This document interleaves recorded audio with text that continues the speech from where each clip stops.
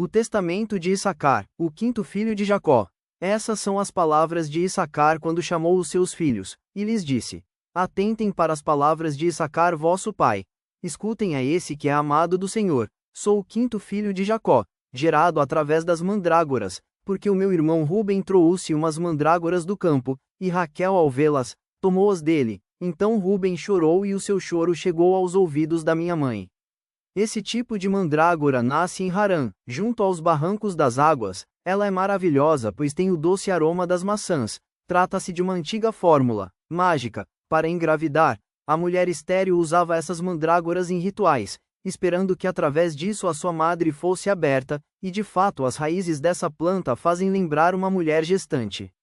Então veio Leia, minha mãe, e Raquel assim falou: Não te darei estas mandrágoras, pois elas me são como filhos, porquanto tenho sido desprezada pelo Senhor, e não posso gerar filhos para Jacó, mas em lugar delas te darei 2 maçãs. E Leia respondeu a Raquel: Não te é bastante, já teres me tomado o marido da minha mocidade? Agora também queres ficar com as mandrágoras do meu filho? Ao que Raquel respondeu: Em troca destas mandrágoras, consentirei que te deites com Jacó esta noite. Leia, porém, retrucou: Jacó é meu, pois tenho sido sua esposa desde a sua mocidade.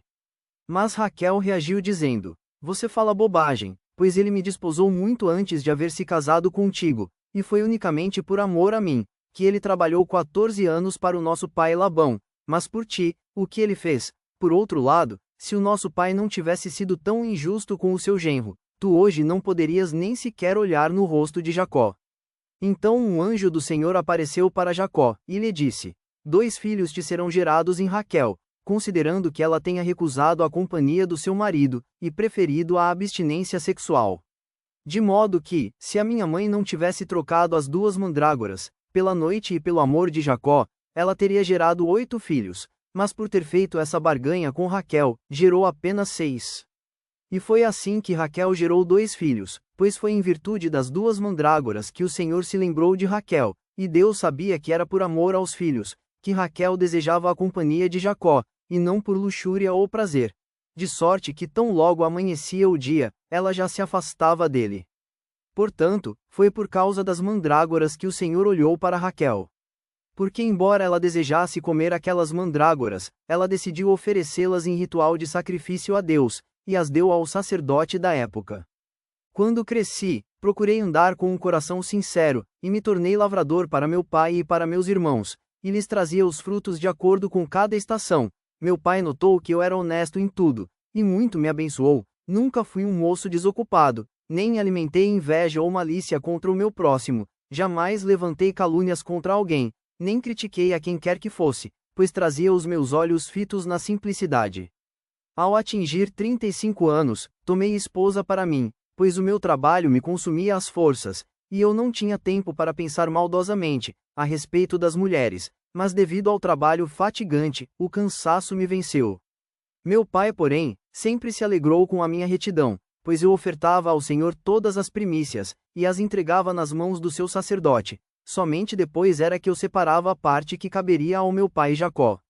E foi assim que Deus multiplicou em 10.000 os seus favores sobre mim, e Jacó compreendia que o Senhor estava sendo consolo na minha solidão.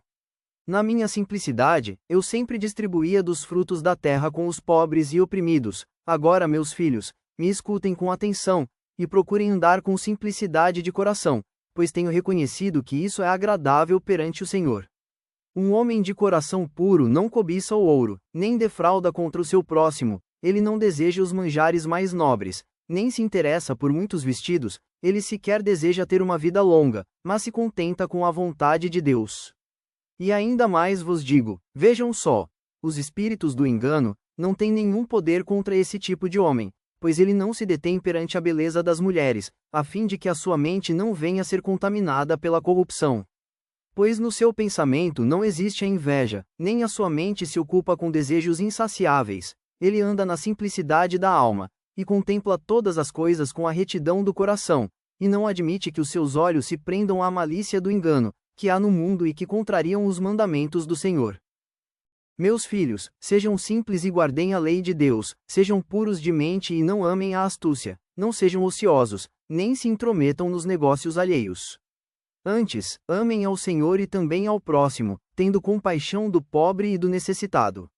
Não se esqueçam da agricultura, mas se ocupem com todos os tipos de plantações, oferecendo dádivas ao Senhor em gratidão, porquanto Ele vos tem abençoado com o melhor da terra, tal como já havia feito, com todos os santos homens desde Abel até os nossos dias.